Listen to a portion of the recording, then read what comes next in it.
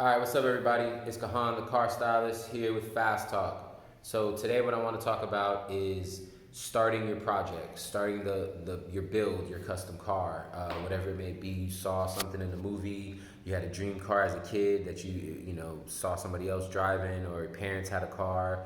You watched Fast and the Furious, or played Need for Speed, or Tokyo Drift. One of those things. Something got everybody into cars.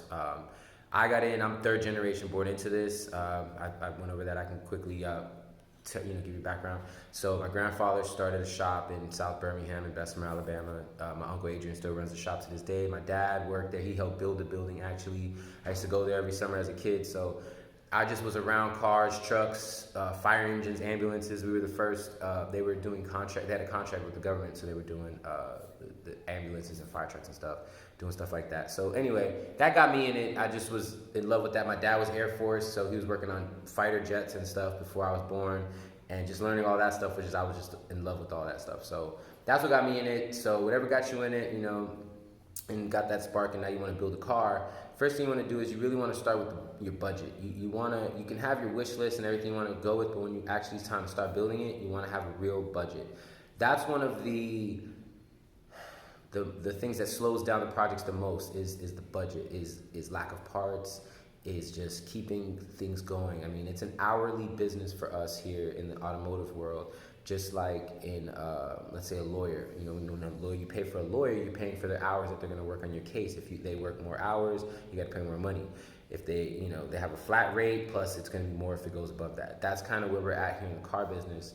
And especially in this custom world. In the insurance side of it, there's more of a book to that, so it's more straightforward and set out. A fender takes 4.3 hours to do this, or the quarter panel takes 17 and a half hours, or all over is 45 hours. Whatever it may be, there's a book to kind of generalize most makes and models, and the way they got to those numbers is some mechanics got in the room, or technicians got, they took their time and did the job to a proper way. They got the average of a few people, and then that was how they did it. So it's saying that an average person working an average speed should get the job done in this amount of time. Now, this is where if you're good at what you do, you're gonna be able to move faster, and you pay for experience. So if I can get a 10-hour job done in 5 hours, that's on me. I can charge 10 hours to do that job, not just the 5.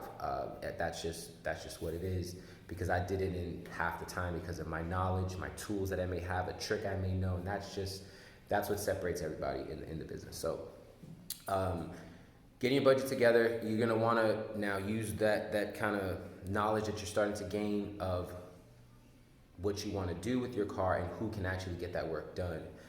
There's different levels to this, just like there's different levels to everything. You're going to get what you pay for.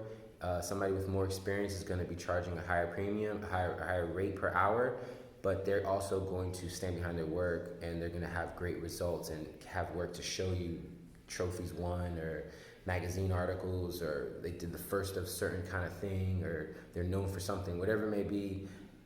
They'll have something like that. I mean, I've got all kind of awards that I've won. I've been in plenty of magazines, music videos, a few cars that were in the background of Fast and the Furious movies, stuff like that.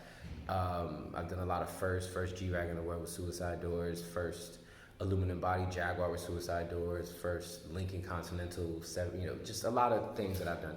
So you want to look for shops that have a reputable, reputation. Now you're going to spend more money, like I said.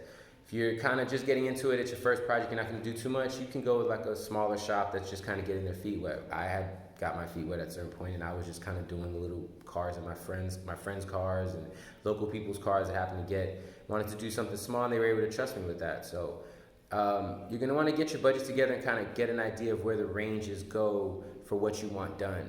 General kind of rule of thumb is set your budget and kind of expect to spend a little bit more. And that's not because you're going to get overcharged, but that's because you're going to want to do more. That's the bottom line. Everybody gets into this and they want to do more stuff than they thought they wanted to do. So you're going to want to, if your budget's $5,000 for real, like that's the max, think your budget's $3,000, and then you might get up to $5,000. So if you're restoring a car and you're like, I got a $20,000 budget total, and really your budget's like 12 to 15, and you're gonna need a little bit more. Really, the rule of thumb in restoring a car is you're gonna need double what you thought you were gonna need, and that's just what it is. So keep that in mind before you guys just come to the shop and y'all just think it's gonna be $1,000 to get your car pimped out. It's really not. So that's it for this episode of Fast Talk. I'll see y'all next time. Hope you liked it. Peace.